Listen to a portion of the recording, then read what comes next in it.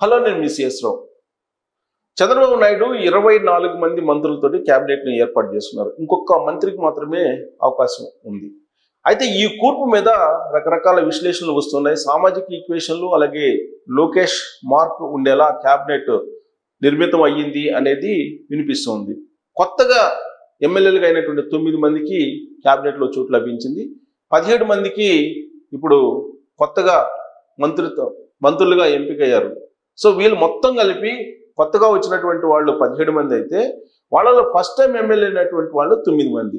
So ఇలాంటి మంత్రివర్గ కూర్పు అనేది చంద్రబాబు నాయుడు నుంచి సామాన్యంగా ఎవరు ఎక్స్పెక్ట్ చేయరు. కానీ ఈసారి మాత్రం మారినటువంటి చంద్రబాబు నాయుడుగా ఈ మంత్రివర్గ కూర్పు కనిపిస్తూ ఉంది అనేది పార్టీ వర్గాల్లో చర్చ అయితే జరుగుతుంది.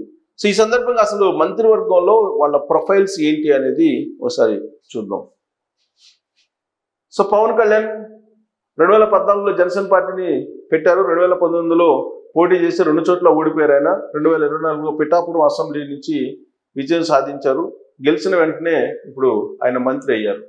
గెలిచిన వెంటనే మంత్రులైన 9 మందిలో ఆయన ఒకళ్ళు. ఇక సత్యకుమార్ యాదవ్ మహారాష్ట్ర నుంచి హిందూపురం వలస వచ్చినటువంటి పూర్వీకులు. విద్యార్థి దశలోనే ఏబీపీ నాయకత్వం వహించారు. ఆయన వెంకయ్య నాయుడికి పర్సనల్ సెక్రటరీలా గతంలో పనిచేశారు. రిటైర్మెంట్ తర్వాత పొలిటికల్ ఎంట్రీ ఇచ్చారు సత్యకుమార్ యాదవ్. అంటే వెంకయ్య నాయుడు మార్క్ ఈయన మీద ఉంది. ధర్మవరం ఎమ్మెల్యేగా ఈ ఎన్నికల్లో విజయం సాధించారు. తొలి విజయంతో ఆయన మంత్రి పదవిని అందుకున్నారు. ఇక కందుల దుర్గేష్ 2007 నుంచి 2013 వరకు ఈయన ఎమ్మెల్సీగా చేశారు.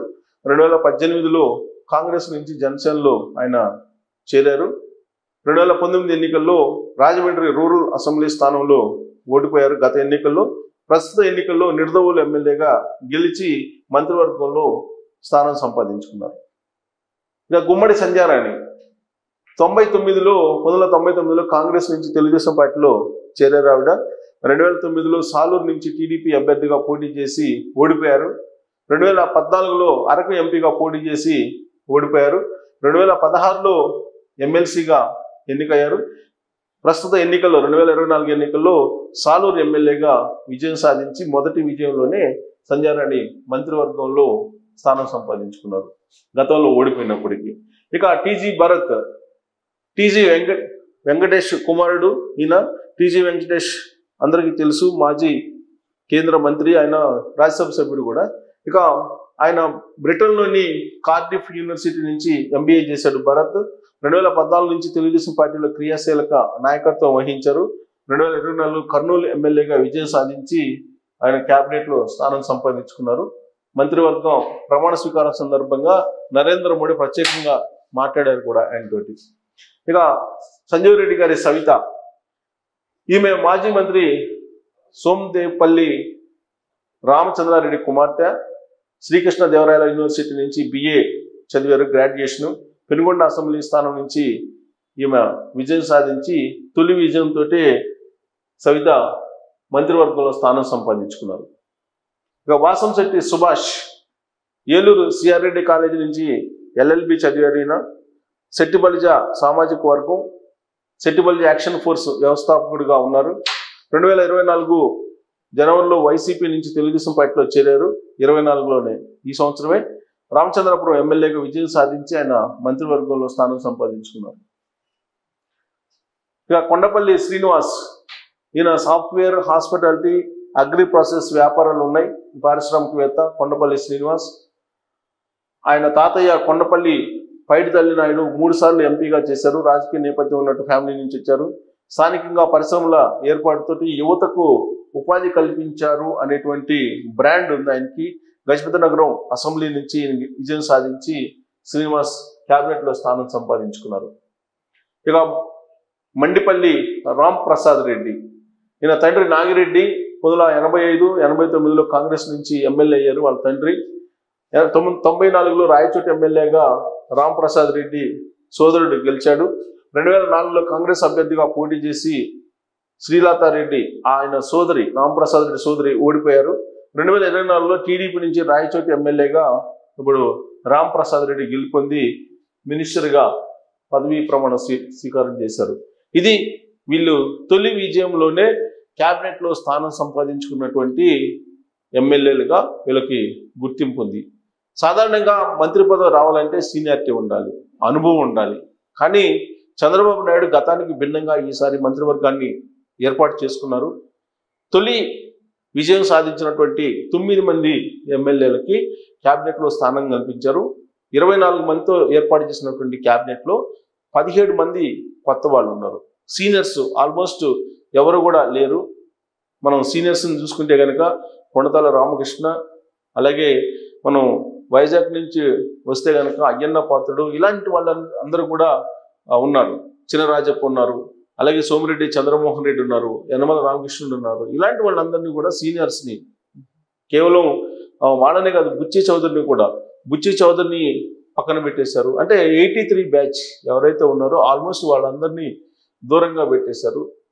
దూరంగా పెట్టడంతో పాటు యువతకు ప్రాధాన్యత ఇచ్చారు. సో ఈ టీం మొత్తం కూడా దాదాపు 17 మంది లోకేష్ టీమ్గా ఇప్పుడు పార్టీ వర్గాల్లో చర్చ అయితే జరుగుతూ ఉంది.